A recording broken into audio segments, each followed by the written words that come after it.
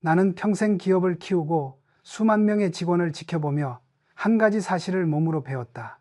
사람의 인생이 무너지는 순간은 드라마처럼 요란하게 찾아오지 않는다. 몰락은 늘 사소하게 시작된다. 아무도 신경 쓰지 않는 작은 무질서에서 아주 조용히, 그러나 치명적으로 자란다.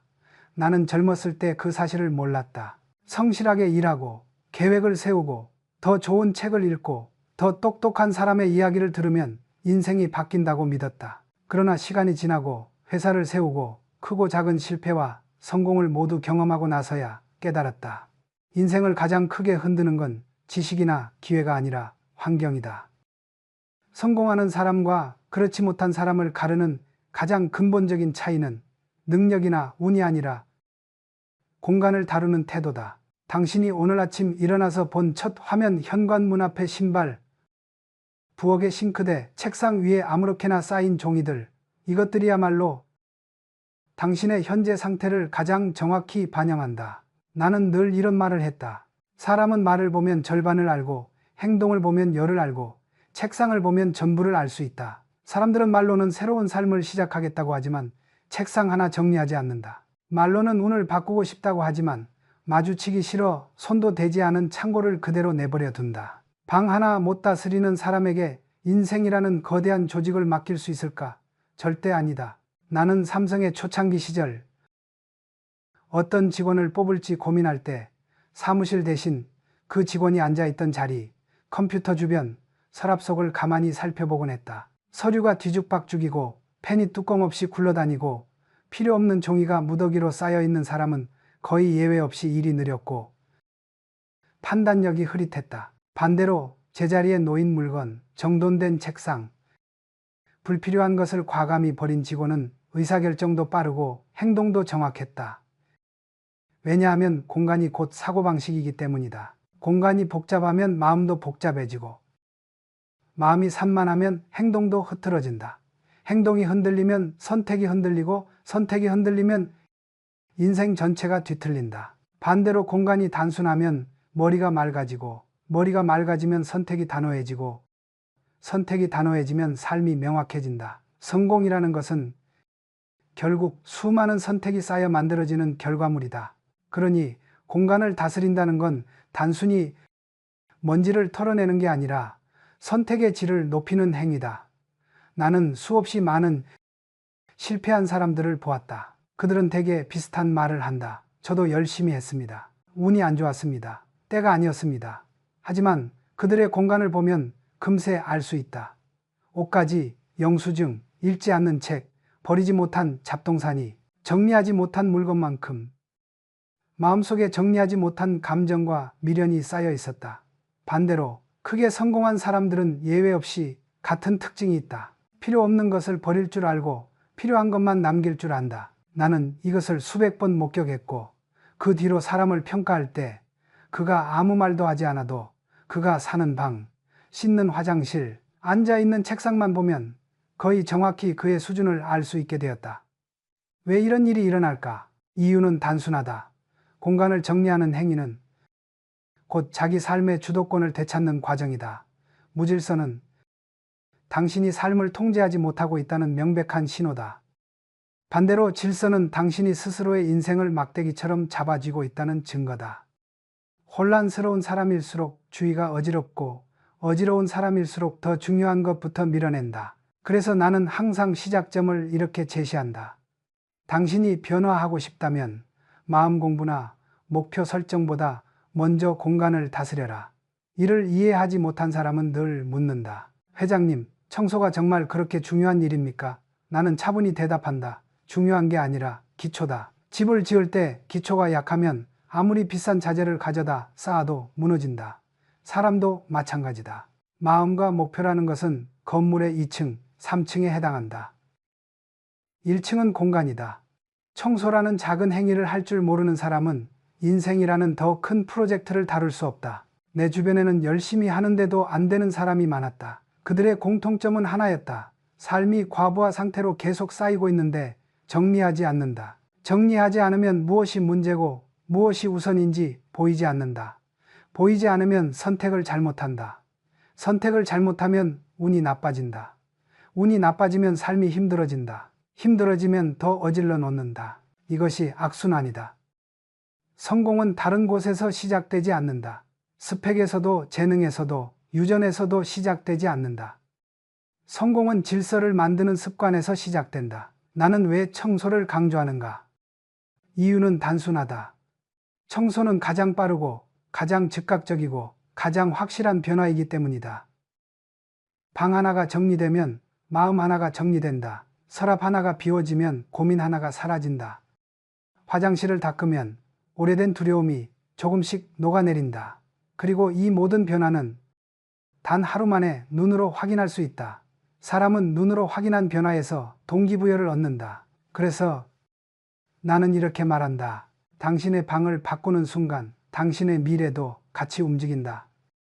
이것이 내가 수십 년 동안 지켜본 가장 확실한 성공의 공식이다. 당신의 인생을 바꾸고 싶다면 지금 이 순간 눈앞의 작은 공간부터 다스려라. 그것이 당신이 할 수 있는 가장 첫 번째 그리고 가장 강력한 성공의 행동이다. 나는 수많은 사람들을 보아왔다. 잠재력이 충분한데도 인생이 제자리인 사람, 누구보다 열심히 일하는데도 정작 결과는 만족스럽지 않은 사람, 머리도 좋고 성격도 괜찮은데 늘 무언가에 발목 잡혀 앞으로 나아가지 못하는 사람들. 그들에게서 나는 한 가지 공통점을 발견했다. 그들은 언제나 너무 많이 붙들고 산다. 버려야 할 것을 버리지 못하고 끝난 것을 끝내지 못하고 쓸모없는 감정과 오래된 물건, 지나간 관계까지 모두 짊어진 채 걸어간다. 그 무게가 얼마나 큰지 본인도 모른다. 그러고는 이렇게 말한다. 왜 저는 계속 제자리죠? 왜 아무리 움직여도 인생이 달라지지 않죠? 나는 조용히 말한다. 당신은 앞으로 걷는 게 아니라 묵은 짐을 끌고 있는 겁니다. 인생에서 가장 중요한 능력 중 하나는 버리는 능력. 영어로는 letting go. 나는 이것을 탈피라고 표현한다. 껍질을 벗지 않으면 새로운 성장은 절대 오지 않는다. 그런데 대부분의 사람은 버리는 일을 두려워한다. 이유는 단순하다.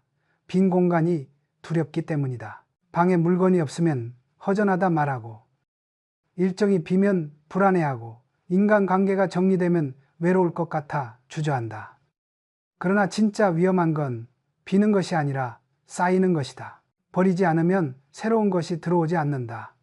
이것은 물건만이 아니라 인생의 모든 영역에서 똑같이 적용된다. 불필요한 감정, 과거의 상처, 끝난 관계, 심지어는 오래된 목표까지. 사람들은 과거의 영광을 버리지 못해 현재를 희생한다. 저 때는 잘 나갔는데 하면서 먼지 쌓인 트로피를 쳐다보며 정작 지금 해야 할 일에는 손 하나 대지 않는다. 나는 이런 사람들에게 늘 이렇게 말했다. 과거의 영광은 미래를 위한 자산이 아니라 현재를 망치는 족쇄가 될 수 있다. 또 어떤 사람은 미래가 두려워버리지 못한다. 혹시 나중에 필요할지도 몰라. 그러며 5년째 입지 않은 옷, 다시는 읽지 않을 책, 이미 버려야 하는 자료들을 차곡차곡 쌓아둔다. 그들은 물건을 쌓는다고 생각하지만 사실은 불안을 쌓고 있는 것이다. 나는 기업을 운영하면서 오래된 재고를 빼지 못하는 회사가 결국 시장에서 밀려나는 것을 수도 없이 보았다. 재고는 비용이고 비용은 속도를 떨어뜨린다. 인생도 똑같다. 버리지 못하면 속도를 잃는다. 속도를 잃으면 기회를 놓친다. 기회를 놓치면 노력의 가치가 줄어든다. 결국 버리지 못한다는 것은 단순히 공간의 문제가 아니라 결단력과 속도, 즉 인생의 추진력 전체를 갉아먹는 문제다. 나 역시 젊었을 때 버리지 못하는 사람이었다. 과거의 성공 경험도, 실패의 상처도, 불필요한 인간관계도 붙들고 살았다. 그러나 사업을 키우면서 깨달았다. 확장하려면 반드시 버려야 한다. 새로운 공장은 오래된 공장을 정리할 때 올라서고, 새로운 기술은 낡은 방식을 버릴 때 도입된다. 사람도 마찬가지다. 인간의 에너지는 무한하지 않다. 한정된 에너지를 어디에 쓸지 선택해야 한다. 그런데 많은 사람은 가장 값싸고 쓸모없는 곳에 자신의 에너지를 낭비한다. 오래된 걱정, 해결되지 않는 감정, 끝난 관계, 지나간 일들, 그 모든 것들을 매일 들고 다니는 사람에게 어떤 성취가 찾아오겠는가? 버려야 할 것을 버리지 못하는 사람은 결국 스스로를 짐꾼으로 만든다. 성공하는 사람들의 특징은 단순하다. 버릴 때는 망설이지 않는다. 그들은 물건을 버리는 게 아니라 삶의 무게를 덜어낸다. 감정을 버리는 게 아니라 행동의 자유를 확보한다. 과거를 버리는 게 아니라 미래를 위한 공간을 만든다. 나는 수많은 부자들의 집을 방문할 기회가 있었다. 그들의 집은 화려한 것과는 거리가 멀었다. 공통점은 단 하나였다. 여백이 많다. 여백이 많다는 건 여유가 있다는 뜻이고, 여유가 있다는 건 생각이 단순하고 명확하다는 신호다. 반대로 공간이 꽉 차 있는 사람은 머리도 꽉 차 있다. 생각은 복잡하고 결정은 늦고 감정은 뒤엉켜 있다. 정리되지 않은 공간에서 살아가는 사람은 정리되지 않은 삶을 살 수밖에 없다. 그래서 나는 항상 사람들에게 성공하고 싶다면 우선 버려라 라고 말한다. 버리면 비워지고, 비워지면 들어올 수 있고, 들어오면 삶이 움직인다. 그러나 버리지 않으면 아무리 노력해도 제자리다. 여기서 중요한 포인트가 있다. 버린다는 것은 손해가 아니라 선택이다. 남는 것을 지키기 위해 쓸모없는 것을 과감히 떠나는 것. 이게 바로 경영의 본질이자 인생의 전략이다. 기업도, 관계도, 시간도, 물건도 모두 똑같다. 핵심은 쓸모를 기준으로 재편하고 목적을 기준으로 최적화하는 것이다. 이게 바로 버림의 본질이다. 나는 젊을 때 이런 질문을 자주 받았다. 회장님, 무엇을 먼저 버려야 합니까? 나는 이렇게 답한다. 당신의 에너지를 빼앗는 것부터 버려라. 그게 물건이든 관계든 습관이든 상관없다. 빼앗기다 보면 반드시 무너진다. 반대로 불필요한 것들을 버리기 시작하면 당신의 눈은 점점 명확해지고 마음은 가벼워지며 행동은 단순해진다. 단순해진 행동은 빠르게 성과를 만든다. 빠른 성과는 자신감을 만든다. 자신감은 다음 성장의 발판이 된다. 이 순환이 바로 성공의 시작이다. 나는 성공을 이렇게 정의한다. 불필요한 것을 버리고 필요한 것에 집중하는 능력. 그리고 그 시작은 언제나 같다. 지금 당신 손에 쥐고 있는 것부터 가만히 내려놓는 것. 그것이 당신의 인생을 바꾸는 첫 번째 결단이다. 나는 오랜 세월 동안 기업을 경영하며 수많은 사람을 관찰한 끝에 인간의 성공과 실패를 결정하는 보이지 않는 법칙 하나를 발견했다. 그것은 아주 단순하지만 대부분의 사람이 이해하지 못하고 알아도 실천하지 못하는 법칙이다. 바로 공간, 생각, 행동, 운명으로 이어지는 절대적인 흐름이다. 다른 말로 하면 인생은 반드시 외부에서 내부로 그리고 다시 외부로 흘러간다는 것이다. 사람들은 생각이 먼저라고 믿는다. 내가 마음을 다잡으면 행동이 바뀌겠지. 긍정적으로 생각하면 인생이 좋아지겠지. 생각을 바꾸면 운이 열린다고 말한다. 그러나 나는 그 반대라고 확신한다. 생각은 공간에 영향을 받는다. 어질러진 방에서는 마음이 산만해지고 산만한 마음에서는 집중된 생각이 나오지 않으며 흐트러진 생각에서 나오는 행동은 항상 불확실하고 힘이 없다. 결국 사람들은 생각의 문제라고 착각하며 스스로를 탓하지만 실제로는 환경이 흐트러져 있었을 뿐이다. 나는 이 흐름을 수백 번 보았다. 책상이 정리된 순간 아이디어가 터지는 직원, 화장실을 청소한 후 얼굴빛이 달라지는 사람, 방 한 구석을 비운 것만으로 삶이 움직이기 시작한 사람들. 그들을 보며 확신했다. 공간이 바뀌면 생각이 바뀐다. 생각이 바뀌면 행동이 바뀌고 행동이 바뀌면 인생이 다른 레일로 이동한다. 이것은 마치 물길을 바꾸는 것과 같다. 땅이 비뚤어져 있으면 물은 비뚤어진 대로 흐르고 땅을 고르면 물 또한 곧게 흐른다. 동일한 물이어도 흐르는 길이 달라진다. 사람도 똑같다. 머리는 물이고 공간은 땅이다. 땅이 정돈되지 않은데 물길이 반듯할 수 없다. 그러므로 성공을 원하는 사람이라면 가장 먼저 해야 할 것은 마음을 다잡는 것이 아니라 공간을 고르는 것이다. 나는 삼성 시절 가장 중요한 자리에 사람을 둘 때 그 사람의 책상, 공책, 가방, 심지어 집의 거실까지 유심히 보았다. 물건이 제자리를 찾고 있는 사람은 사고가 빠르고 단순하며 핵심을 정확히 잡았다. 반대로 공간이 혼란스러운 사람은 생각이 꼬였고 판단이 중구난방이었다. 그래서 나는 자주 말했다. 공간을 보면 그 사람의 생각의 질서를 볼 수 있다. 흔히 말한다.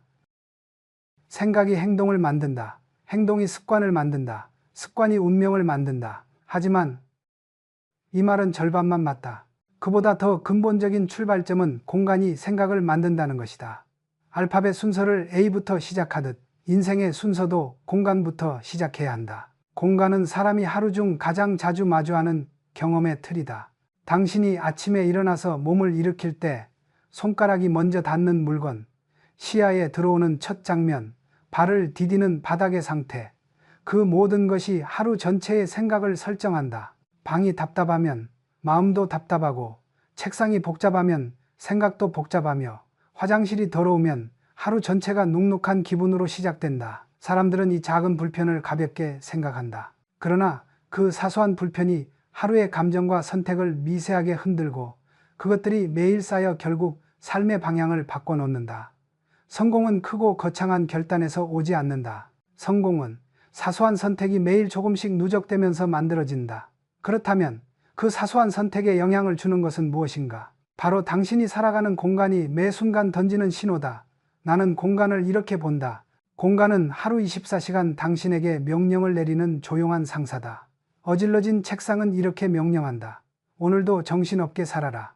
더러운 화장실은 이렇게 속삭인다. 넌 지금 너 자신을 신경 쓸 여유도 없다. 뒤죽박죽 쌓인 종이들은 이렇게 말한다. 지금 중요한 일을 미뤄라.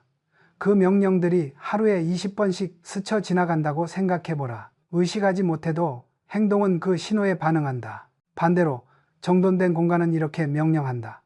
지금 필요한 것에 집중해라. 깨끗한 거울은 말한다. 너를 신경 써라. 비워진 바닥은 말한다. 오늘은 어제보다 가볍게 움직일 수 있다. 이 신호들이 쌓이면 행동의 질이 바뀌고 행동의 축적은 삶의 궤도를 바꾼다. 결국 운명은 의지로만 바꾸는 것이 아니다. 운명은 환경이 밀어주는 방향으로 흐른다. 그렇다면 운명을 바꾸고 싶은 사람은 무엇을 해야 하는가? 간단하다. 환경을 먼저 바꾸면 된다. 대부분의 사람은 생각을 바꾸려고 하고 감정을 다스리려고 한다. 그러나 머릿속은 전쟁터처럼 복잡하고 감정은 통제가 어렵다. 반면 공간은 당장 손으로 잡고 눈으로 확인하고 오늘 바로 바꿀 수 있다. 이것이 공간이 가진 절대적인 힘이다. 나는 늘 말했다. 변화를 가장 빠르게 만드는 것은 공간이다. 마음은 흔들리지만 공간은 고정된다. 마음은 흔들리기 때문에 공간이 마음을 다시 잡아주는 역할을 한다. 그래서 공간은 단순한 물리적 장소가 아니라 정신의 구조를 잡아주는 틀이다. 이 틀이 무너지면 마음도 무너진다.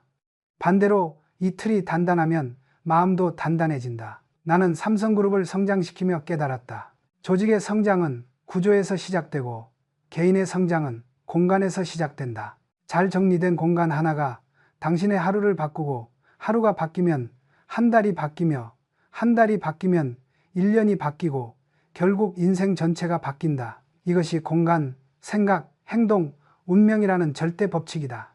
이 흐름을 이해하는 사람은 인생을 능동적으로 움직이는 사람이 되고 이 흐름을 모르는 사람은 환경에 끌려다니는 사람이 된다. 미래를 바꾸고 싶다면 머리나 마음부터 손대지 마라. 가장 먼저 바꿔야 하는 것은 언제나 당신이 서 있는 공간이다. 그것이 당신의 운명까지 바꾸는 첫 번째 스위치다. 나는 기업을 운영하며 수많은 사람의 몰락과 재기를 옆에서 보았다. 그 과정에서 나는 한 가지 강력한 진실을 목격했다. 사람은 인생 전체를 바꾸려고 하면 실패하지만 단지 1평짜리 공간을 바꾸려고 하면 살아난다. 이것은 단순한 우연이 아니다. 인간의 의지는 생각보다 약하고 감정은 생각보다 불안정하다. 그러나 공간은 눈앞에 존재하기 때문에 즉시 손댈 수 있고 즉시 변화가 보이고 즉시 마음을 움직인다. 그래서 나는 무너진 사람을 도울 때 거창한 조언부터 하지 않았다. 사업 전략, 투자 기회, 목표 설정, 그런 것들은 이미 그들에게 사치였다. 마음이 부서진 사람에게는 복잡한 언어보다 하나의 작은 공간이 훨씬 더 큰 힘을 가진다. 나는 그들에게 이렇게 말했다. 지금 당신에게 필요한 건 인생을 고치는 것이 아니라 화장실 한 칸을 고치는 것이다. 이 말을 이해하지 못하는 사람도 있었다. 그러나 절망 끝에 선 사람들은 이 말이 주는 구체적인 출구를 본다. 나는 지금도 잊지 못하는 장면이 있다. 젊은 나이에 큰 빚을 지고 문을 잠근 채 방에서 나오지 않던 남자가 있었다. 삶이 흔들리기 시작하면 방은 금방 따라 무너진다. 바닥에는 옷이 쌓여 있었고 공기에는 눅눅한 냄새가 돌았으며 창문에는 빛이 들어오지 않았다. 화장실은 말할 것도 없었다. 그는 스스로를 감추기 위해 더러운 환경에 더 깊이 숨어들고 있었다. 그때 나는 돈 한 푼도 빌려주지 않았다. 대신 걸레 하나를 건네며 이렇게 말했다. 이걸로 화장실만 닦아라. 집 전체도 하지 마라. 딱 화장실만. 그는 처음에는 분노했다. 지금 인생이 망해가는데 청소가 무슨 의미냐고. 그런 게 문제를 해결해 주냐고 소리쳤다. 물론 그의 말도 틀리지 않았다. 빚은 청소로 사라지지 않는다. 그러나 사람은 문제 자체보다 문제를 마주할 힘이 먼저 필요하다. 그리고 그 힘을 만드는 가장 빠른 방법은 손으로 할 수 있는 작은 성취를 만드는 것이다. 하루가 지나고 그는 억지로 화장실 바닥을 닦기 시작했다. 곰팡이를 문질러 지우며 더러운 타일을 긁어내면서 그는 갑자기 울음을 터뜨렸다. 그는 그동안 자신이 얼마나 오랫동안 도망쳐 왔는지 처음으로 깨달았다. 청소는 단지 공간을 치우는 게 아니다. 청소는 현실을 다시 바라보게 하는 거울이고 감정을 끌어올리는 통로이며 자기 자신과 마주하게 만드는 의식이다. 바닥에 때를 벗겨낼수록 그의 표정과 말투도 달라졌다. 며칠 뒤 그는 나에게 말했다. 회장님, 화장실이 반짝이니까 억지로라도 삶을 다시 붙잡고 싶은 생각이 듭니다. 나는 그 변화를 눈으로 확인했다. 그의 얼굴빛은 나아졌고 눈가의 흐린 그림자는 사라졌다. 처음에는 화장실만 닦던 그는 나중에는 스스로 방을 정리하기 시작했고 서랍 하나를 비우자 메일함도 비우기 시작했다. 서랍을 비우니 마음속 미뤄왔던 일들이 보이기 시작했고 결국 일을 찾았고 몇 달 뒤부터 빚을 갚아 나갔다. 문제의 원인이 화장실에 있었던 것이 아니다. 문제를 마주할 힘이 그에게 없었을 뿐이고 그 힘을 만들 출발점이 화장실이었다. 이런 사례는 한두 번이 아니었다. 나는 반복해서 보았다. 본인의 삶이 완전히 막힌 사람일수록 작은 청소의 충격이 그들을 현실로 다시 데려왔다. 심리학자들도 말한다. 우울은 방에서 시작되고 회복은 방에서 시작된다고. 사람은 마음이 병들면 방을 버리고 방을 치우면 마음이 다시 살아난다. 이것은 단순한 비유가 아니라 행동과학적인 사실이다. 인간은 지금 당장 변화를 볼 수 있는 것을 통해서만 자기 효능감, 즉 나는 할 수 있다는 감각을 회복한다. 그래서 나는 말한다. 큰 목표? 나중에 해라. 지금은 눈앞의 일평이 당신의 미래다. 나는 청소를 단순한 생활 습관이 아니라 무너진 인생을 복구시키는 가장 빠른 재부팅 시스템이라고 본다. 사람들은 상담을 받기 전에 먼저 공기를 바꿔야 한다. 공기가 흐르면 마음도 흐르고 마음이 흐르면 생각도 움직인다. 반대로 공기가 막힌 공간에서 상담과 조언만 들으면 아무것도 변하지 않는다. 상황이 나쁜 사람일수록 전체를 바꾸려 한다. 그러나 전체를 바꾸려는 사람은 반드시 실패한다. 인간은 큰 변화를 감당할 수 있는 존재가 아니다. 인간이 감당할 수 있는 변화의 단위는 손으로 잡히는 작은 영역 하나다. 그래서 나는 말한다. 당신의 인생을 다시 세우고 싶다면 가장 더럽고 가장 보기 싫은 공간부터 정복해라. 그 공간은 대부분 화장실이고 어떤 경우에는 책상이고 어떤 경우에는 서랍이다. 하지만 공통점이 있다. 그곳은 당신이 가장 오래 피한 자리다. 피한 자리를 정복해야 인생이 다시 움직인다. 이것이 내가 수십 년 동안 수많은 사람을 지켜보며 얻은 결론이다. 깨끗해진 공간 하나가 사람의 얼굴빛을 바꾸고 얼굴빛이 바뀌면 생각이 바뀌고 생각이 바뀌면 삶이 다시 살아난다. 그러므로 인생이 무너졌을 때 필요한 것은 철학이 아니다. 전략도 아니다. 돈도 아니다. 당신이 완전히 통제할 수 있는 단 하나의 작은 공간이다. 1평을 정복하면 그 다음 1평을 정복할 수 있다. 그리고 어느 순간 당신은 10평, 100평, 심지어 인생 전체를 다시 통제하게 된다. 나는 평생을 걸고 단언한다. 가장 작은 공간을 끝까지 책임지는 사람이 결국 인생도 책임진다. 나는 평생을 경영하면서 수많은 사람을 지켜보았다. 재능은 있는데 결과가 없는 사람. 머리는 좋은데 늘 무너지는 사람.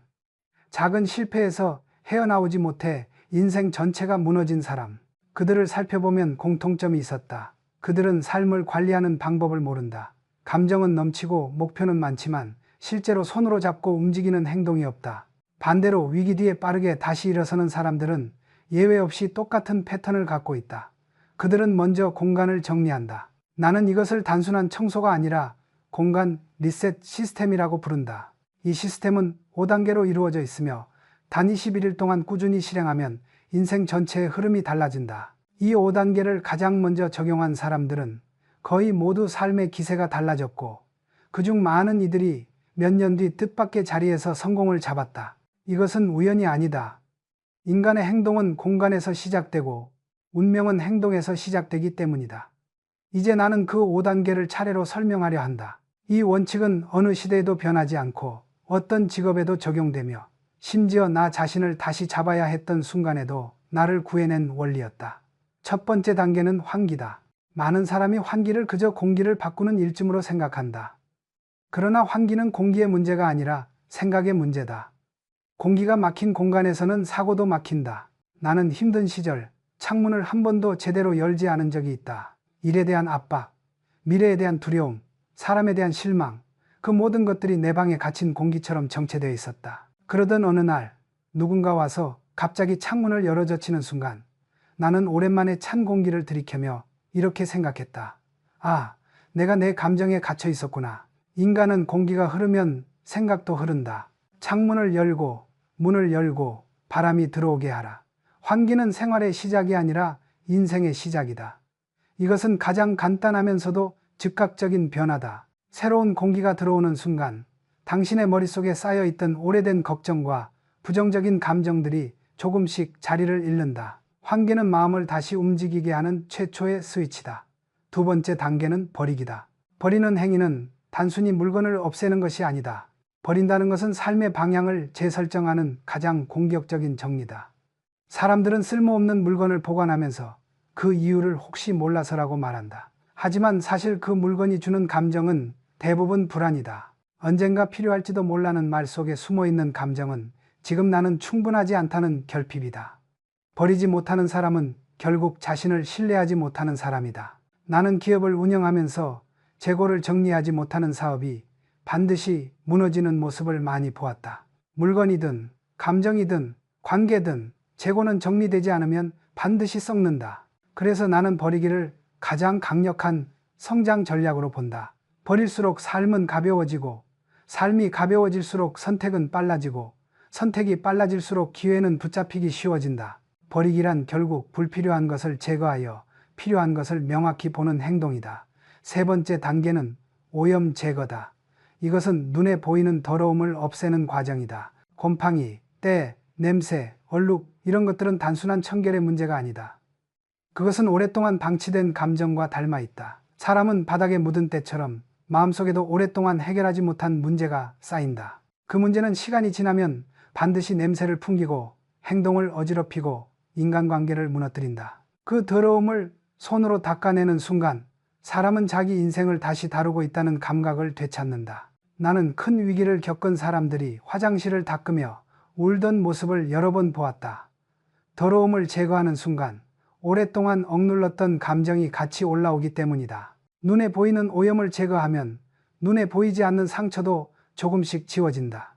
이 단계는 공간의 치유가 아니라 마음의 치유다. 그리고 이 과정을 거친 사람은 공통적으로 말한다. 걱정이 조금 가벼워졌습니다. 네 번째 단계는 정리정돈이다. 이것은 공간을 배열하는 일이 아니라 역할을 회복하는 일이다. 물건이 제자리에 있어야 하는 이유는 단순히 보기 좋아서가 아니다. 제자리를 잃은 물건이 많을수록 그 공간의 주인인 사람도 자신의 자리를 잃는다. 나는 직원을 볼 때 그의 책상 서랍이 정리되어 있는지 반드시 확인했다. 정리가 잘 된 사람은 자신의 업무도 정리되어 있었고 책임도 명확했다. 반대로 물건이 뒤섞인 사람이 맡은 일은 늘 늦고 불안정하고 책임 회피가 많았다. 정리정돈은 공간의 질서를 세우는 것이 아니라 삶의 질서를 세우는 행동이다. 물건을 배치하는 방식은 사고의 구조를 그대로 반영한다. 따라서 정리정돈은 행동력을 회복시키는 가장 강력한 도구다. 마지막 다섯 번째 단계는 21일간 유지하기다. 많은 사람이 청소를 해도 며칠 뒤 다시 무너지는 이유는 습관이 만들어지기 전에 포기하기 때문이다. 인간의 뇌는 새로운 행동이 들어오면 저항한다. 그러나 3주를 넘기면 그 행동을 원래 하던 것으로 인식한다. 나는 이 과정을 기업에서도 사람에서도 수없이 보았다. 21일 동안 공간을 유지한 사람은 거의 예외 없이 인생의 다른 영역에서도 변화를 시작했다. 예를 들어 아침 습관이 생기고 소비가 줄고 신체 관리가 시작되며 감정이 안정되기 시작한다. 이 21일은 단순한 반복이 아니라 정체성의 재형성이다. 공간이 깨끗해진 상태를 유지하는 사람은 마음속에서도 불필요한 감정을 유지하지 않는다. 결국 21일은 단순한 청소 루틴이 아니라 사람의 운명을 다시 짜는 시간이다. 나는 이 단계를 지켜낸 사람들이 전혀 다른 인생을 살아가는 모습을 반복해서 목격했다. 나는 오늘도 누군가에게 이 말을 하고 싶다. 당신의 인생을 다시 쓰고 싶다면 먼저 이 5단계부터 훑어내려가라. 그러면 당신의 마음, 행동, 운명은 이미 움직이기 시작할 것이다. 청소는 공간을 바꾸는 일이지만 그 결과는 인생 전체에 반영된다. 사람은 마음을 통해 인생을 바꾸지 않는다. 공간을 통해 마음을 바꾸고 마음을 통해 인생을 바꾼다. 이것이 내가 평생 걸려 깨달은 진실이다. 나는 세계 곳곳에 기업가, 정치가, 예술가, 그리고 스스로 인생을 일군 수많은 사람을 만났다. 그들이 겉으로 얼마나 화려하게 보이든 실제로 가까이 가서 삶의 방식을 들여다보면 놀라운 공통점 하나가 있다. 그들은 모두 적게 가진 사람들이었다. 여기서 말하는 적게 가진다는 것은 가난하다는 뜻이 아니다. 오히려 그 반대다. 그들은 세상 누구보다 많은 것을 누릴 수 있는 위치에 있으면서도 실제로는 불필요한 어떤 것도 자신에게 붙어있게 두지 않는다. 그들의 삶은 가볍고 단순하고 명확하다. 나는 이것을 최소의 잡음으로 최대의 성과를 내는 사람들의 습관이라고 본다. 그리고 이 습관은 결코 타고나는 것이 아니라 배워지는 것이다. 부자의 삶을 가까이서 보면 이해할 수 있다. 그들의 집에는 생각보다 물건이 적다. 장식도 많지 않고 보기에 시끄러운 물건도 없다. 거실은 정리되어 있고 책상은 여백이 많으며 서랍 안에는 딱 필요한 것만 있다. 그런데 그 여백을 보고 있으면 신기하게도 평온함과 집중력 같은 것이 느껴진다. 나는 여기서 한 가지 결론을 내렸다. 여백은 단순한 빈 공간이 아니라 사고의 명료성과 행동의 속도를 보장하는 힘이다. 왜 이런 일이 일어날까? 이유는 명확하다.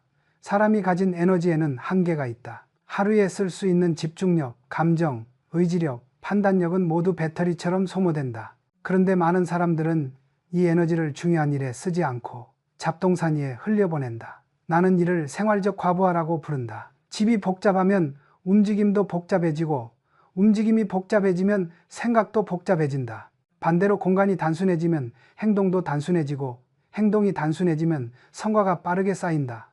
그래서 나는 늘 말했다. 불필요한 것을 줄이는 것은 단순히 가벼워지는 것이 아니라 강해지는 것이다. 많은 사람들이 혼란스러워하는 이유는 자신이 뭘 포기해야 하는지 모르기 때문이다. 그러나 내가 만난 진짜 성공한 사람들은 포기할 때 단호했다. 그들은 자신의 에너지가 어디에서 새는지를 정확히 본다. 과도한 인간관계, 의미 없는 취미, 이미 역할을 끝낸 물건들, 불필요한 정보들, 감정적 소모를 일으키는 사람들. 성공한 사람은 이런 것들에 아주 냉정하다. 냉정한 이유는 하나다. 그들은 삶을 확률의 게임으로 보기 때문이다. 잡음이 많으면 선택이 흐려지고 선택이 흐려지면 성과의 확률이 떨어진다. 반대로 잡음을 줄이면 선택의 정확도가 올라가고 성과가 날 확률도 높아진다.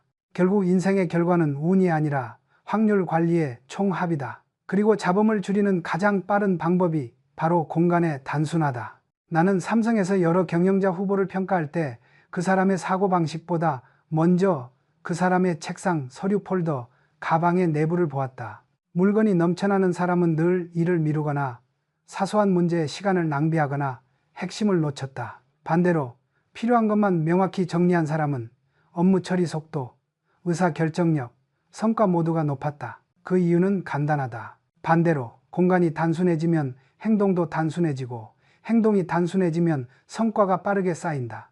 그래서 나는 늘 말했다. 불필요한 것을 줄이는 것은 단순히 가벼워지는 것이 아니라 강해지는 것이다. 많은 사람들이 혼란스러워하는 이유는 자신이 뭘 포기해야 하는지 모르기 때문이다.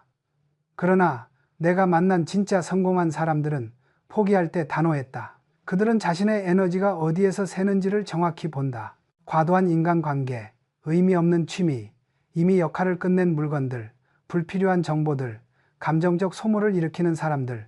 성공한 사람은 이런 것들에 아주 냉정하다. 냉정한 이유는 하나다. 그들은 삶을 확률의 게임으로 보기 때문이다. 잡음이 많으면 선택이 흐려지고 선택이 흐려지면 성과의 확률이 떨어진다. 반대로 잡음을 줄이면 선택의 정확도가 올라가고 성과가 날 확률도 높아진다. 결국 인생의 결과는 운이 아니라 확률 관리의 총합이다. 그리고 잡음을 줄이는 가장 빠른 방법이 바로 공간의 단순화다. 나는 삼성에서 여러 경영자 후보를 평가할 때 그 사람의 사고방식보다 먼저 그 사람의 책상, 서류 폴더, 가방의 내부를 보았다. 물건이 넘쳐나는 사람은 늘 일을 미루거나 사소한 문제에 시간을 낭비하거나 핵심을 놓쳤다. 반대로 필요한 것만 명확히 정리한 사람은 업무 처리 속도, 의사 결정력, 성과 모두가 높았다. 그 이유는 간단하다. 그들은 세상을 넓게 보지만 행동은 좁게 한다. 넓게 보고 좁게 행동하는 것.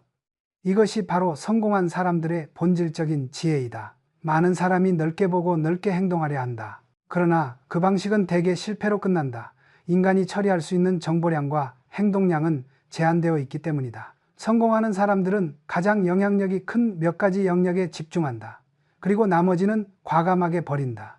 나는 이것을 전략적 무지라고 부른다. 알 필요 없는 것은 의도적으로 알지 않고 가질 필요 없는 것은 의도적으로 갖지 않는다.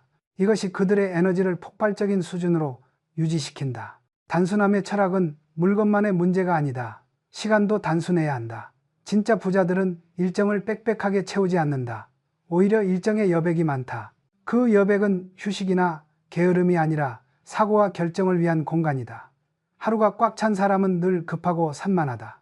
반면 여백이 있는 사람은 하루가 단단하고 깊다. 나는 이것을 기업 운영에도 그대로 적용했다. 중요한 회의는 짧게 하고 의미 없는 보고는 없앴으며 한 사람이 동시에 여러 일을 하는 것을 철저히 금지했다.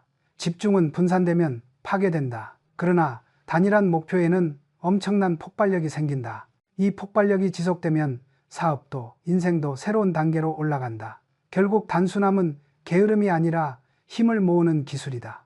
나는 한 가지 진실을 누구보다 확신한다. 복잡함은 평범한 사람을 만든다. 단순함은 비범한 사람을 만든다. 단순한 환경은 단순한 생각을 만들고 단순한 생각은 빠른 행동을 만들며 빠른 행동은 큰 결과를 만든다. 이것이 내가 평생을 걸고 목격한 성공의 구조다. 많은 사람이 복잡함 속에서 자신을 잃어버린다. 그러나 단순함 속에서 자신을 되찾는다. 단순함은 당신의 본래의 힘을 회복시키는 가장 강력한 도구다. 결국 나는 이렇게 말하고 싶다. 적게 가질수록 더 크게 가진다. 버릴수록 더 멀리 간다. 단순할수록 더 강해진다. 이것이 상위 1%가 조용히 지키는 진짜 성공 공식이다. 나는 평생 동안 수많은 직원을 평가하고 수천 명의 경영자를 만나고 수십 년 동안 기업을 이끌며 한 가지 사실을 절대 잊지 않았다. 메모하는 사람은 인생을 통제하고 메모하지 않는 사람은 인생에 끌려다닌다. 삼성의 초창기부터 나는 늘 회의석상에서 직원들을 관찰했다. 말을 들을 때 펜을 드는 사람과 빈손으로 듣는 사람, 몇 년이 지나면 두 사람의 차이는 상상할 수 없는 수준이 된다. 펜을 든 사람은 책임을 만들고 성과를 만들고 미래를 만든다. 반면 빈손으로 듣는 사람은 늘 변명과 실수를 반복한다. 나는 이것을 단순한 습관의 차이라고 보지 않는다. 이것은 사고방식의 차이이자 인생을 대하는 태도의 차이다. 구체적으로 말하자 내가 만난 상위 1%의 사람들은 예외 없이 메모를 했다. 복잡함은 평범한 사람을 만든다. 단순함은 비범한 사람을 만든다. 단순한 환경은 단순한 생각을 만들고 단순한 생각은 빠른 행동을 만들며 빠른 행동은 큰 결과를 만든다. 이것이 내가 평생을 걸고 목격한 성공의 구조다. 많은 사람이 복잡함 속에서 자신을 잃어버린다. 그러나 단순함 속에서 자신을 되찾는다. 단순함은 당신의 본래 힘을 회복시키는 가장 강력한 도구다. 결국 나는 이렇게 말하고 싶다. 적게 가질수록 더 크게 가진다. 버릴수록 더 멀리 간다. 단순할수록 더 강해진다. 이것이 상위 1%가 조용히 지키는 진짜 성공 공식이다. 나는 평생 동안 수많은 직원을 평가하고 수천 명의 경영자를 만나고 수십 년 동안 기업을 이끌며 한 가지 사실을 절대 잊지 않았다. 메모하는 사람은 인생을 통제하고 메모하지 않는 사람은 인생에 끌려다닌다. 삼성의 초창기부터 나는 늘 회의석상에서 직원들을 관찰했다. 말을 들을 때 펜을 드는 사람과 빈손으로 듣는 사람. 몇 년이 지나면 두 사람의 차이는 상상할 수 없는 수준이 된다. 펜을 든 사람은 책임을 만들고 성과를 만들고 미래를 만든다. 반면 빈손으로 듣는 사람은 늘 변명과 실수를 반복한다. 나는 이것을 단순한 습관의 차이라고 보지 않는다. 이것은 사고방식의 차이이자 인생을 대하는 태도의 차이다. 구체적으로 말하자 내가 만난 상위 1%의 사람들은 예외 없이 메모를 했다. 그러나 적힌 글자는 사라지지 않는다. 글자는 당신의 의지와 사고를 고정시키고 문제를 밖으로 꺼내 명확하게 만든다. 나는 그래서 직원들에게 늘 이렇게 말했다. 기억에 의존하는 사람은 미래가 없다. 기록에 의존하는 사람만이 성장한다. 하지만 단순히 메모하는 것만으로는 부족하다. 어떻게 메모하는가? 이것이 진짜 중요하다. 성공한 사람들은 결코 말 그대로 받아 적지 않는다. 그들은 요점을 구조화해서 적는다. 상대가 말한 핵심 요소, 문제를 해결하는 방향 또는 앞으로 실행해야 할 단계들을 간결하게 정리한다. 듣는 대로 적는 것이 아니라 머릿속에서 한번 정리하고 난 뒤에 적는다. 이것이 사고의 깊이를 만든다. 그리고 메모는 반드시 짧아야 한다. 짧은 메모는 기억을 선명하게 붙잡고 말을 압축된 통찰로 바꾼다.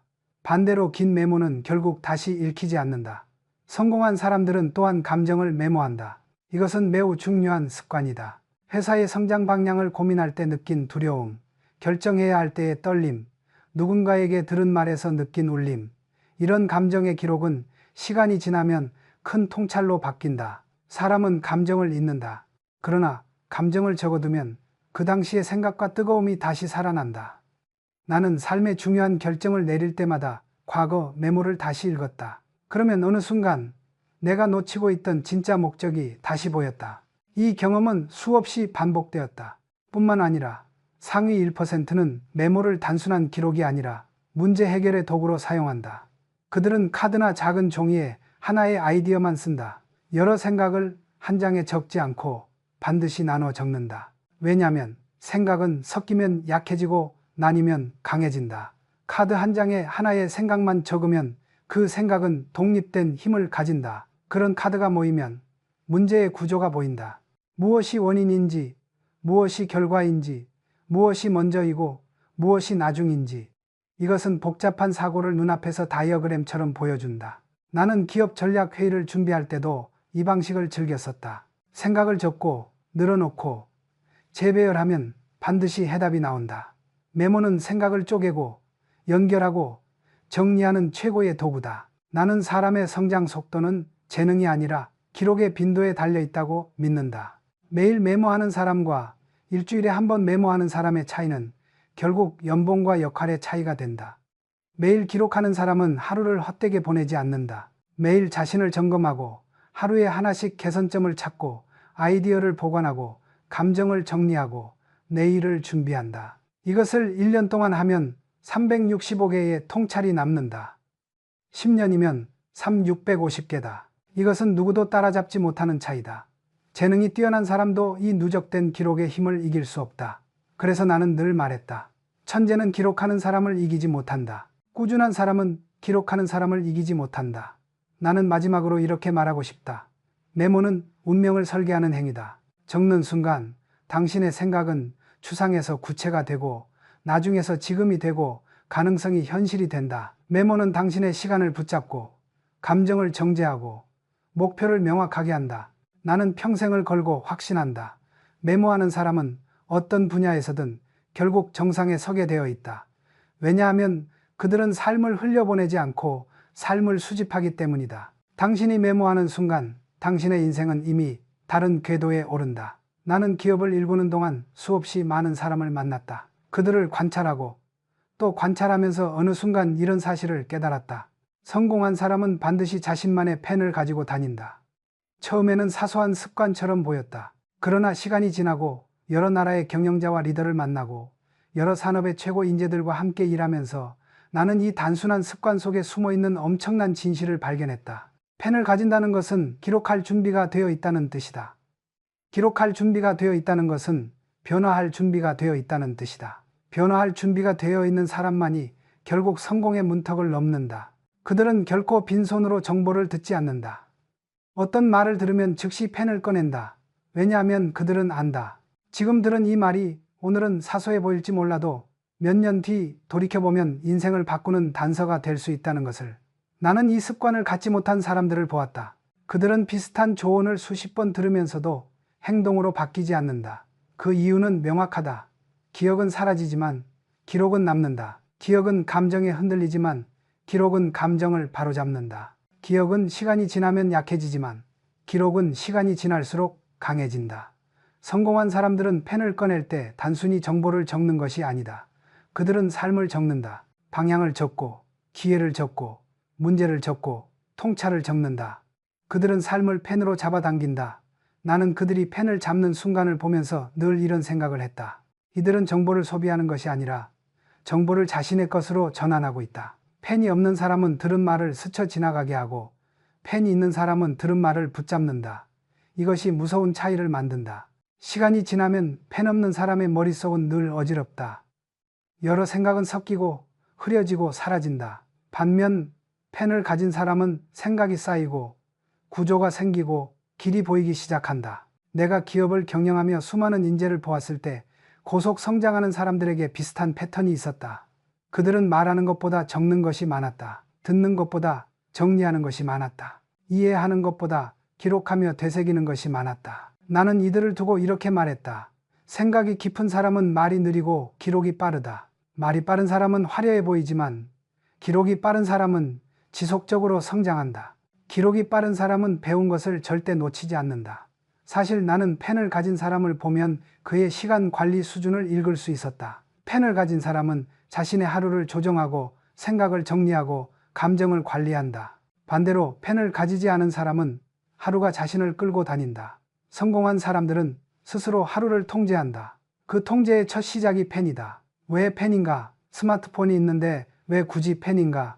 이유는 아주 깊다. 손으로 쓰는 행위는 생각을 행동으로 끌어올리는 가장 강한 동력이다. 손을 움직이는 동안 뇌는 단순히 기록하는 것이 아니라 정보를 구조화하고 분류하고 우선순위를 매긴다. 손으로 적는 순간 당신의 뇌는 이것은 중요하다라고 판단한다. 그래서 종이에 남는 글자는 단순한 정보가 아니라 이미 행동으로 옮길 준비가 된 내용이다. 이것이 펜의 힘이다. 또 하나 중요한 사실은 성공한 사람들은 펜뿐만 아니라 특정한 펜을 늘 지녔다. 비싼 펜이라는 뜻이 아니다. 자신과 오래 함께한 펜, 세월의 흔적이 남은 펜, 손에 익은 펜이다. 그들은 그 펜을 볼 때마다 초심을 기억한다. 자신이 처음 도전하던 시기, 불안과 떨림 속에서 적어 내려갔던 문장들, 감동을 느꼈던 순간의 기록들. 그 펜은 단순한 도구가 아니라 그들의 정신의 축이었다. 나는 이 사실을 매우 깊게 이해했다. 사람은 물건을 통해 자신을 유지한다.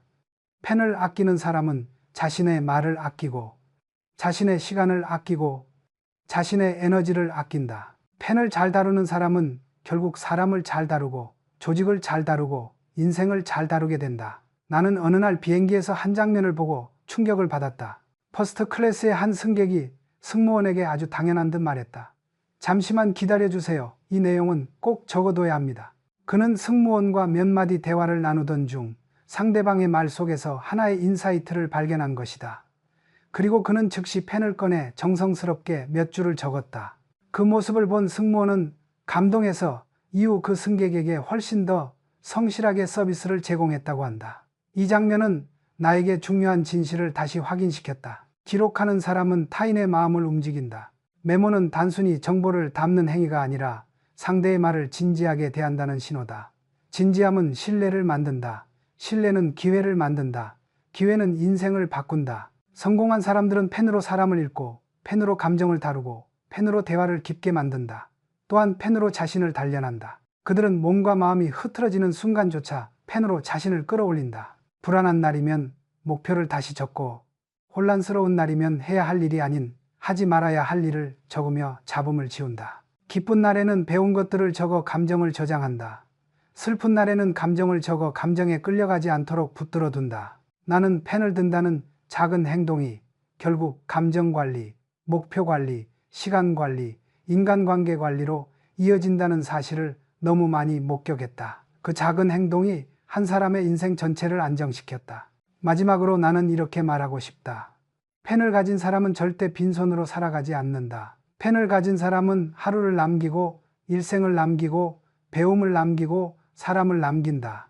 기록은 당신의 흔적이며 당신의 무기이며 당신을 증명하는 데이터다. 많은 사람이 말로만 꿈을 이야기한다. 그러나 펜을 든 사람은 그 꿈을 종이에 내려놓고 행동으로 연결한다. 여기서 인생이 갈린다. 나는 확신한다. 펜을 가지고 다니는 습관만으로도 당신의 삶은 이미 상위 10%의 흐름에 들어섰다. 펜은 작지만 그 안에 담긴 힘은 인생을 바꿀 만큼 크다. 나는 평생 동안 시간을 어떻게 다루는지가 사람의 인생을 결정짓는다는 사실을 똑똑히 보았다. 재능이 뛰어난 사람도 시간 앞에서는 무너지고 평범한 사람도 시간을 제대로 다루면 누구보다 강해진다. 그래서 나는 항상 말했다. 시간을 관리하는 사람은 삶을 지배하고 시간에 끌려다니는 사람은 늘 변명 속에서 산다. 그런데 진짜 성공한 사람들을 가까이에서 보면 일반인과의 차이는 매우 극적이다. 그들은 시간을 아낀다거나 열심히 활용하는 수준이 아니다. 그들은 시간을 설계한다. 시간을 달력처럼 쓰는 것이 아니라 무기처럼 사용한다. 나는 이들의 시간 감각을 비행기 안에서 가장 선명하게 목격했다. 대부분의 사람들은 비행을 휴식으로 생각한다. 영화 보고 기내식 먹고 잠들고 아무 생각 없이 흘려보낸다. 그러나 내가 본 상위 1%는 정반대였다. 그들에게 비행기라는 공간은 오히려 가장 집중력이 높은 전략의 방이었다. 이동하는 동안 그들은 이미 다음 승리를 준비하고 있었다. 나는 어느 날 한 기업 총수와 함께 장거리 비행을 타고 이동한 적이 있다. 그는 자리에 앉자마자 기내 스케줄을 적었다. 1시간 독서, 40분 업무 정리, 20분 아이디어 기록, 1시간 취침, 30분 스트레칭, 도착 전 1시간은 내일의 협상 자료 정리. 그가 적는 것을 보면서 나는 다시 깨달았다. 성공한 사람은 우연으로 움직이지 않는다. 그들은 계획된 흐름 속에서 움직인다. 대부분의 사람들은 비행기에서 시간을 버리고 도착해서 다시 정신을 차리려고 한다. 반면 진짜 성공한 사람은 비행기에서 이미 목적지의 하루를 시작한다. 그래서 그들은 도착하자마자 완벽한 컨디션으로 전투를 시작한다. 이런 작은 차이가 결국 몇 년 뒤 어마어마한 차이를 만든다. 나는 삼성에서 임원 후보들을 평가할 때 시간을 어떻게 쓰는가를 가장 중요한 기준 중 하나로 삼았다. 뛰어난 사람일수록 시간을 빼앗기지 않았다. 그들은 선택적으로 시간을 쓰고 과감하게 시간을 지우고 냉정하게 시간을 배분했다. 특히 인상적이었던 것은 그들이 빈 시간을 절대로 두지 않는다는 점이었다. 여기서 말하는 빈 시간은 쉬지 않는다는 뜻이 아니다. 오히려 그들은 의도적으로 여백을 만든다. 그러나 그 여백조차 목적이 있다. 사고를 정리하기 위한 여백, 마음을 진정시키기 위한 여백, 다음 결정을 정확하게 하기 위한 여백. 그 여백은 정신을 맑게 하고 판단을 더 정확하게 만든다. 반면 일반인은 여백을 멍하니 흘려보내는 시간으로 채운다. 여백의 질이 다르면 삶의 질도 달라진다. 퍼스트 클래스 승객들이 비행기에서 업무에 매달리지 않는 이유도 같다. 많은 사람은 비행에서 빨리 처리해야 할 일을 꺼내놓고 정신없이 쓴다. 그러나 상위 1%는 그렇게 하지 않는다. 그들은 급한 일보다 중요한 일에 시간을 쓴다. 그래서 비행기 안에서는 오히려 조용히 생각을 정리하고 장기 전략을 점검하고 인생의 방향성을 기록한다. 급한 일에 시간을 쓰면 늘 현재에만 머물지만 중요한 일에 시간을 쓰면 미래를 바꿀 수 있다. 이것이 상위 1%가 빠르게 성장하는 결정적 이유다. 또 하나 주목해야 할 점은 성공한 사람들은 시간의 단가를 누구보다 정확히 이해한다는 것이다. 그들은 일시간이 얼마짜리인지 계산한다. 그리고 그 시간에 어울리는 행동만 한다. 단가가 높은 시간에는 고단가 활동을 하고 단가가 낮은 시간에는 자동화하거나 위임한다. 반대로 실패하는 사람의 공통점은 단가가 낮은 시간에 고단가 활동을 하려고 애쓰고 단가가 높은 시간에는 쓸데없는 일로 세월을 흘려보낸다는 것이다. 나는 어려움에 빠진 사업가들을 많이 보아왔다. 그들은 대부분 시간을 흘러가게 두었다. 시간을 설계하지 않았고 시간이 자신을 잡아먹도록 허용했다. 하루가 무너지면 한 달이 무너지고 한 달이 무너지면 몇 년이 사라진다. 그러나 성공한 사람은 어느 한순간도 무너뜨리지 않는다. 나는 늘 이렇게 말했다. 시간 관리는 결국 자기 관리다. 자기 관리는 곧 운명 관리다. 시간을 어떻게 쓰는가를 보면 그 사람이 어디에 도달할지 거의 정확하게 예측할 수 있다.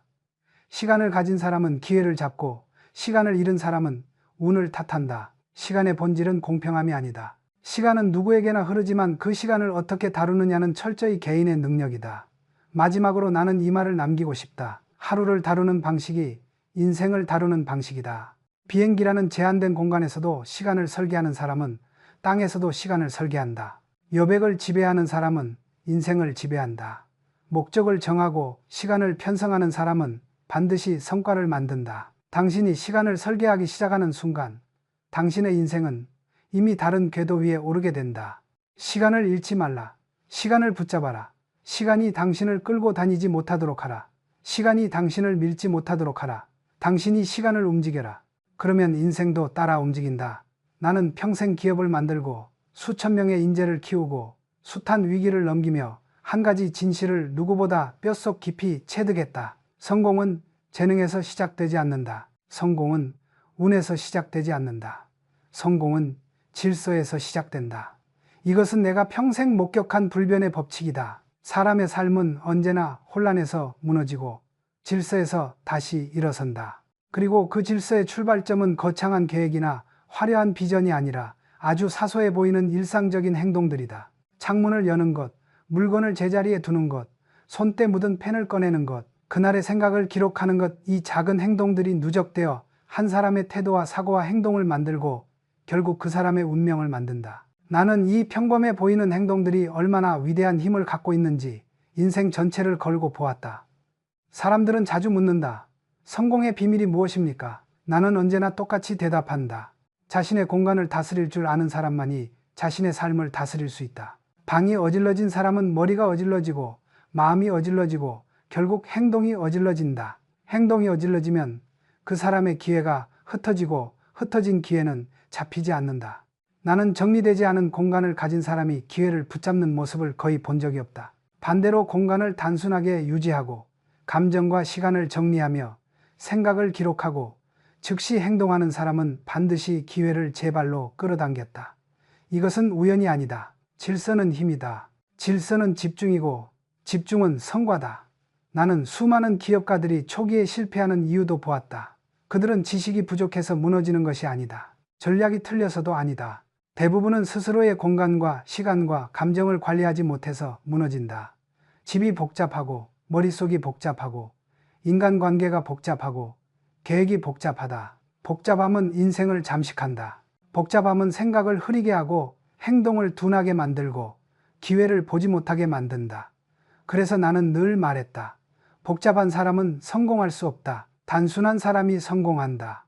단순함은 게으름이 아니라 본질로 돌아가는 힘이다. 버릴 것은 버리고 정리할 것은 정리하고 기록할 것은 기록하고 집중할 것은 집중할 줄 아는 사람, 이 사람이 결국 인생의 긴 레이스에서 승리한다. 또 한 가지, 성공하는 사람들의 가장 큰 특징은 감정에 끌려가지 않는다는 점이다. 그들은 감정보다 결정을 먼저 세우고 결정보다 행동을 먼저 움직인다. 감정은 움직이는 물결과 같아서 붙잡을 수 없지만 행동은 땅과 같아서 단단하게 잡을 수 있다. 그래서 그들은 감정이 흔들릴 때 오히려 펜을 꺼내고 감정이 복잡할 때 오히려 공간을 정리하고 마음이 무거울 때 오히려 몸을 움직인다. 나는 이런 사람들을 보면서 깨달았다. 감정에 끌려다니는 사람은 평생 머물고 행동으로 감정을 다루는 사람은 결국 멀리 간다. 이제 나는 당신에게 마지막으로 강조하고 싶다. 당신이 꿈꾸는 성공, 당신이 원하는 변화, 당신이 이루고 싶은 성장, 그 모든 것은 대단한 능력에서 시작되지 않는다. 공간을 정리하는 것에서 시작된다. 하루 10분을 기록하는 것에서 시작된다. 마음을 환기시키는 것, 필요 없는 것을 버리는 것, 중요한 것에 집중하는 것, 이런 단순한 행동에서 시작된다. 그리고 이 행동들이 하루, 일주일, 21일, 몇 달, 몇 년 동안 쌓이면 어느 순간 눈앞의 풍경이 완전히 달라진다. 이것은 내가 수없이 봐온 실제 사례들이다. 흐트러진 사람도 정리로 다시 일어섰고 패배 직전의 사람도 기록으로 다시 길을 찾았다. 미래가 없는 것처럼 보이던 사람도 단순함으로 다시 기회를 만들어냈다. 나는 이 장면들을 반복해서 보았다.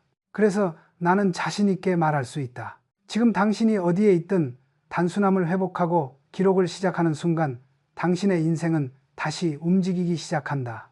성공은 먼 곳에 있지 않다. 성공은 지능도 가문도 돈도 요구하지 않는다. 성공은 누구나 시작할 수 있는 단순한 행동을 요구한다.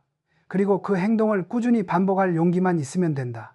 나는 이 원칙을 누구보다 믿는다. 내 인생의 위기마다 나를 살린 것도 결국 이 원칙이었다. 나는 공간을 정리했고 목표를 다시 적었고 감정을 다듬었고 시간을 다시 쌓았다. 그러자 길이 다시 보였다. 당신도 반드시 그렇다. 지금 작은 행동을 시작하라. 지금 창문을 열고 책상을 정리하고 펜을 꺼내고 오늘의 생각을 적어라. 그러면 당신의 삶은 이미 어제와 다른 방향으로 흐르기 시작한다. 성공은 먼 미래가 아니다. 성공은 오늘의 질서다. 성공은 지금 당신의 손끝에서 만들어진다. 그리고 그 손끝이 펜을 잡는 순간 삶은 달라지기 시작한다.